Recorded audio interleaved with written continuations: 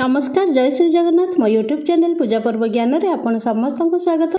पंचुकर 5 दिन भितर तुलसी गछरे बांधी दिंतु ये गोटे जिनिस जेकोसी समस्या थाउ किंबा कौनसी कार्य जदि डेरी होउची किंबा गृह रे किछि समस्या जदि रहुची ताहले ए समस्त मनस्कामना पूर्ण हेबो। पंचुक 5 दिन भितर खास करिकी पूर्णमी दिन एही प्रतिकारटी करिवे जदि निश्चय आपणकर मनस्कामना पूर्ण हम। कारण चलित वर्ष पंचुक व्रत 5 दिन बदल 4 दिन पड़ुछि से चलित वर्ष पंचुक अति खास अटे। 2 दिन तो पलैला पंचुक एवं आउ 2 दिन अच्छी। कारण यही पंचुक अनेक प्रकार शुभ जोग होगा जाउछि। लक्ष्मी बा धन जोग, आयुष वृद्धि जोग, व्यवसाय उन्नति जोग। सेथिपाई तुलसी गछरे एही गोटे जिनिस बांधी देबे समस्त मनस्कामना पूर्ण हेबो। 12 मास मध्य सबुठारु श्रेष्ठ मास होछि कार्तिक मास। एही कार्तिक मासटी होछि भगवान विष्णु बा श्रीहरिଙ୍କ सबुठारु प्रिय मास। यही कार्तिक मासर शेष 5 दिन को पंचुक बोली मना जाए। पंचुक व्रत देवथापना एकादशी ठारू आरंभ होई कार्तिक पूर्णिमा पर्यंत चली थाए एवं देवथापना एकादशी ठारू भगवान विष्णु निद्रारू उठंती एवं पंचुकर एही 5 दिन मध्य माँ लक्ष्मी स्वयं निजे तुलसी गछरे विराजमान रही थांती। सेथिपाई कार्तिक मासरे तुलसी पूजार महत्व अधिक रही थाए। जो माने मास सारा कार्तिक व्रत करि पारु नाहंती किंबा कौनसी असुविधा बा समयर अभाव मंदिर जाई पारु नाहंती, कौनसी दान धर्म करि नाहंती, तेबे एही पंचुकर 5 दिन भितर कले बहुत सब। जदि करि पारु नाहंती ताहले पूर्णमी दिन तुलसी गछरे एही जिनिस बांधी देबे जदि आपणक सबु मनस्कामना पूर्ण होई जिवो। ता संगरे संपूर्ण कार्तिक मासर पुण्य फल मध्य प्राप्ति हेबो। तेबे आसंतु जानिबा एही 2 दिन रे तुलसी रे कोन बांधिबा एवं तुलसी को छुई केउ मंत्र जप करिबा जहा द्वारा कि गृह रे सुख समृद्धि एवं व्यवसाय उन्नति रे वृद्धि होई थाए। तुलसी गछ को माँ लक्ष्मीकर प्रतीक माना जाए। तुलसी गछर पूजा रे महत्व बहुत रही। सेथि जोगु प्रथमे सकाळु उठिबा मात्रके माँ वृंदावती दर्शन करंतु। कारण प्रत्येक दिन सकाळु प्रथमे तुलसी बा वृंदावती दर्शन करिबा द्वारा अनेक पाप क्षय होई थाए। तुलसी गछर माटी को समस्त तीर्थ मानकर बास होइथाय बोली मान्यता रही। सेथि जोगु तुलसीर पूजा कला परे तुलसी मूलर माटी को प्रतिदिन मथारे मारिले समस्त काम रे सुफल मिली थाए। छोट पिलांक मथारे मध्य मारिले छोट पिलांकु आउ कहार नजर लागी न थाए। छोट छुआ जदि कांदुचंदी प्रतिदिन तुलसी मूलर माटी जदि छोट पिलांक मथारे मारिबे तो सेमानकर कांद मध्य धीरे धीरे बंद हो जिवो। एमिति तुलसी गछर बहुत उपकारिता अच्छी। छोट छुआ को थंडा हेले मध्य छोट हो किंबा बड़ हो तुलसी पत्र खाइबा द्वारा बहुत भल। सेथि जोगु तुलसी गछर माटी को मथारे मारिले बहुत शुभ फल मिली थाए। कारण तुलसी मूल रे गंगा, डाल रे विष्णु, पत्र रे 33 कोटी देवता वास करती। सेमती आमर पौराणिक कथा अच्छी गोटे, मूले तोर गंगा डाले तोर विष्णु, पत्र देवतांक वास, तपत्र पड़िले मणई होई कहई गोलोक दास। मूल रे गंगा अछंती, डाल रे विष्णु अछंती, पत्र जाकरे सबु 33 कोटी दिय देवता अछंती।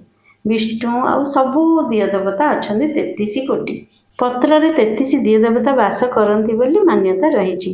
तुलसी माटी प्रतिदिन कपाल रे मारिबा द्वारा ए सबु शुभ फल मिली थाए। समस्त कार्य मान सम्मान एवं सबु प्रकार समस्या दूर होता है।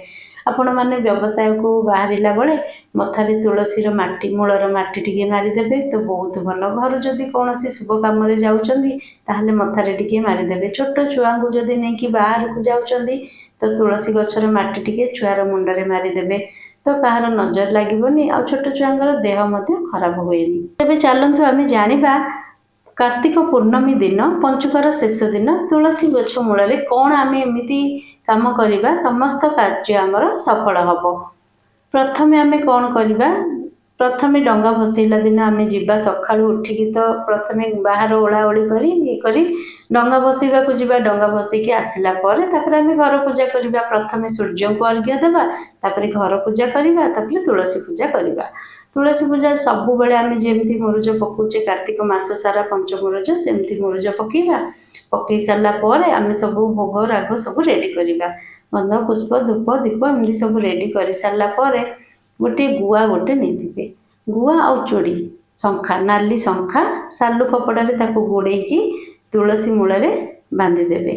तुलसी मूल कौन तार मोटा डाल देखिकी आपण बांधिदेवे जहाँ मनस्कामना करेंगे पूजा कला बेले से हाथ में धरिकी मनरे भाविदेवे कार्तिक पूर्णमी दिन तुलसी गछरे बांधिदेवे।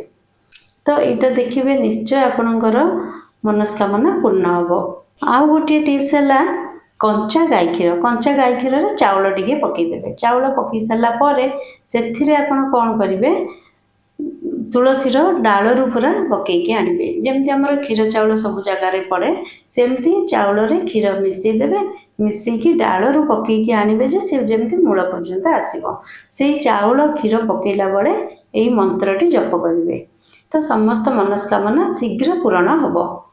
प्रथमे कहे महाप्रसाद जननी सर्व सौभाग्य वर्धिनी आधि व्याधि हर नित्यम तुलसी तो नमस्तुते यही मंत्र को 3 थर बोलिकी क्षीर चाउल पकईबे जदि निश्चय आपणकर मनस्कामना पूरण हम। जदि तुलसी गछ मूल आपणकर सुविधा अच्छी परिक्रमा करने ताहले 3 थर परिक्रमा करेंगे मंत्र बोली बोली क्षीर चाउल पकई पकई जदि सुविधा ना गोटे जगार ठिया होइकी पकईदेवे मुंडिया मारे नमस्कार करेंगे तो ठीक अच्छे आपणकर समस्त मनस्कामना पूरण हो। सुविधा जदि अच्छी आपण 3टा परिक्रमा करेंगे 3 थर जदि नाही ताहले गोटे जगार ठिया होइकी आपण एई काम करेंगे क्षीर चाउल पकईकी मंत्रटी बोली पारिबे।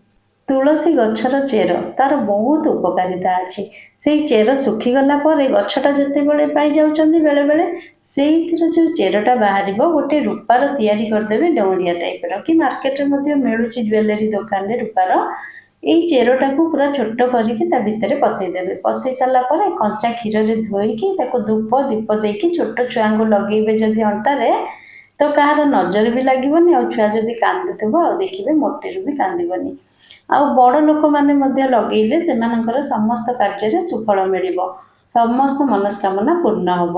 यही टिप्सटी केमती लगे आपण मानक निहाती भाव कमेंट बॉक्स रे कमेंट करी जणेबे। वीडियोटी जदि आपण मानक भल लगी ताहले लाइक गोटे निहाती भाव करेंगे और शेयर करेंगे आपण फ्रेंड्स और रिलेटिव्स मानक चैनल जदि आज किए नुआ देखुथिबे ताहले सब्सक्राइब करेंगे कमेंट बॉक्स रे जय माँ वृंदावती जय माँ लक्ष्मी निश्चय लिखिए। तेरे रोचे मु पुणी नहीं आसबि एमती नुआ वीडियो।